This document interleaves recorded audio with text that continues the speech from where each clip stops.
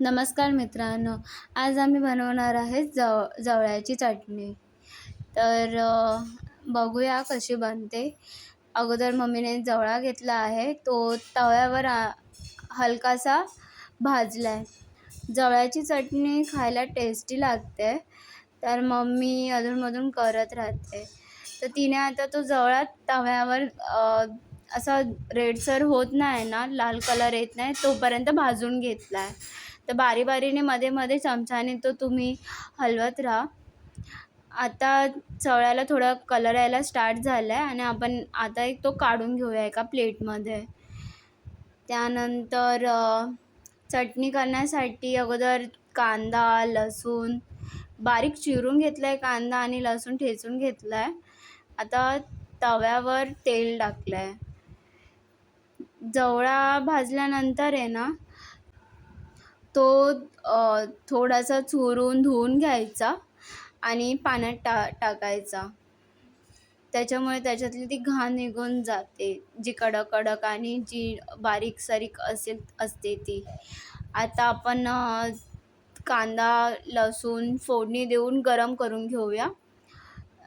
फोडणी देताना त्याच्यामध्ये ना थोडंसं मीठही टाकायचं आणि आता आपण कांदा गरम करायला ठेवूया. कांद्याचा कलर जोपर्यंत लाल नाही होत तोपर्यंत आपण त्याला अधूनमधून परतवत राहायचं. आता कांद्याला रंग चढत चालला आहे, मग आपण त्याच्यात थोडे मसाले टाकूया. हळद घेतली आहे. आता हळदीनंतर आपण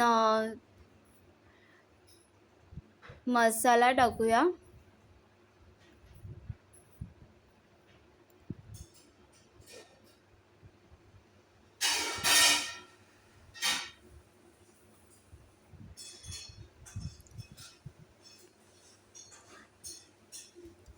तव्यावर कांदा नेहमी ना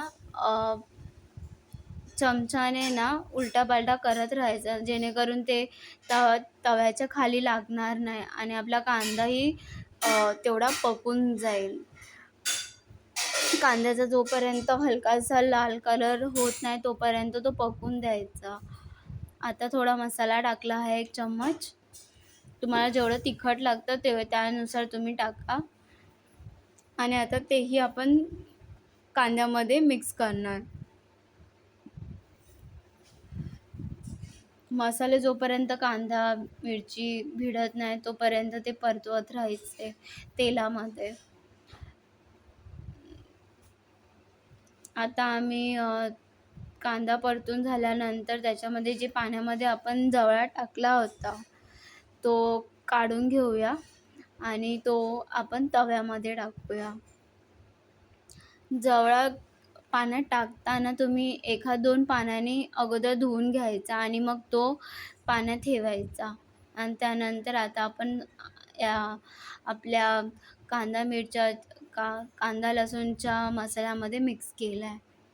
आता तो चमच्याने आपण हलवणार आहेत आणि ते आपल्याला सारखं परतून घ्यावं लागणार आहे तव्यामध्ये. जोपर्यंत तो आपला कांद्याचा मसाला आणि जवळा मिक्स होत नाही आहे, एकासारखा होत नाही आहे, तोपर्यंत आपल्याला ते अधूनमधून हलवावंच लागणार आहे.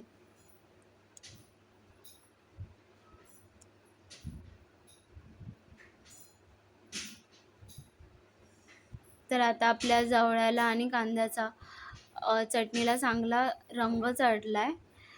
तर आता त्याच्यात 1 वाटी पाणीही सुद्धा टाकलं आहे. आता गॅसची फ्लेम थोडी बारीक करूया आणि त्यावर 1 प्लेट टाकते.